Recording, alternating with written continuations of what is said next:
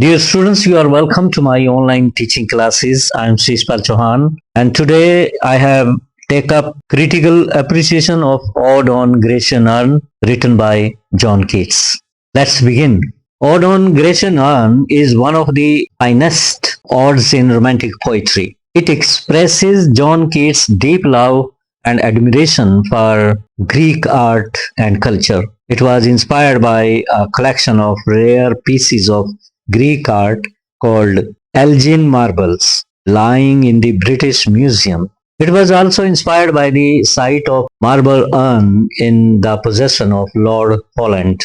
However, while composing the present poem, Keats was not thinking just for one urn, but for Greek arts and sculpture in general. Throughout his life, he was acknowledged as a greater lover and admirer of Greek art and culture. His poetical writings were deeply impressed by Hellenic spirit. The present ode reflects the full force of the Hellenic spirit acting on his temper, which was basically romantic. Keats begins this great ode by addressing a Grecianer as a unravished bride of quietness and as the foster child of silence and slow time. These phrases throw light on the purity and the ancient beauty of the marble urn. He describes it as a Sylvian historian because a lovely scene located in the countryside is carved upon it. The poet asks a series of questions which are in fact vivid pictures. Through these pictures, he gives us an idea about the various figures and scenes carved upon the urn. It represents men or gods chasing young women who are struggling to escape from their clutches. It also shows some flute players playing sweet tunes. The lovely scene is supposed to be laid in the valley Arcady.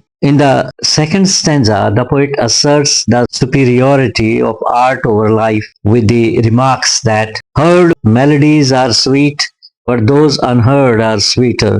He means to say that the imagined melodies of the flute players, which cannot be heard, are sweeter than the heard melodies. He refers to a bold lover who can never kiss his beloved, though he is very near kissing her. The poet tells the lover not to grieve because she cannot fade, though thou hast not thy bliss. Forever wilt thou love, and she be fair. These vivid pictures show that the lovers represented on the urn are immortal, unlike earthly lovers whose passion cools down and who themselves die after a few years. In the third stanza, the same thought of the immortality of art in relation to life is developed still further. Spring in real life is short-lived and the trees in real life shed their leaves after a few months. The musicians get tired and stop producing their music. Even pleasures of love in real life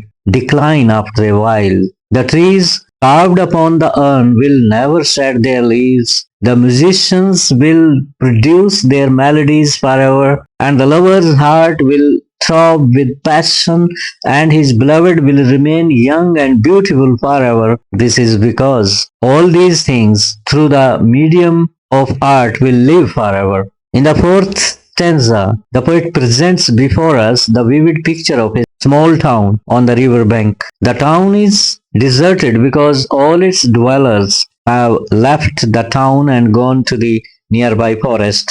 There is a crowd around an altar where a flower garlanded calf is being offered as a sacrifice to the gods. The small town will remain deserted for all times to come. It means that art can lend permanence even to a deserted village. It can also lend permanent beauty to the altar, which is the scene of sacrifice. In the fifth and the third stanza, the poet once again addresses the urn as an Attic shape called pastoral. He tells the urn that it will remain a friend to man for all times to come. Generations of men will come and go and pass through sorrows and sufferings of which they have no idea. The Grecian urn will have a valuable message to give to them. It's the message that beauty is truth, truth beauty, which means that truth and beauty are inseparable because they are the two aspects of the same reality. This is a fact which represents the essence of true wisdom. Those who have this wisdom need no further knowledge. Thus, Ode on a Grecian Urn is a poem of 5 stanzas. Each stanza in the poem have 10 lines which are made up of quatrain having 4 lines and a sestet having 6 lines. Artfully combines the quatrain of a Shakespearean sonnet with the sestet of Miltonic sonnet. He also follows the same rhyme scheme AB AB for the quatrain and CDE CDE CDE for the sestet. This is what makes the present poem a marvel of technical skill. The poem is not only a remarkable piece of art for its pictorial quality, but also for the message of the inseparable nature of beauty and truth, which is given in the last 2 lines of the poem. The message itself is put in single inverted commas. It's attributed to the urn and not to the poet, which shows the objectivity or the negative capability achieved by the poet. Thank you very much for listening to this discussion on Ode on Grecian Urn. I shall come up with another poem or any critical analysis of some ode. Thank you very much.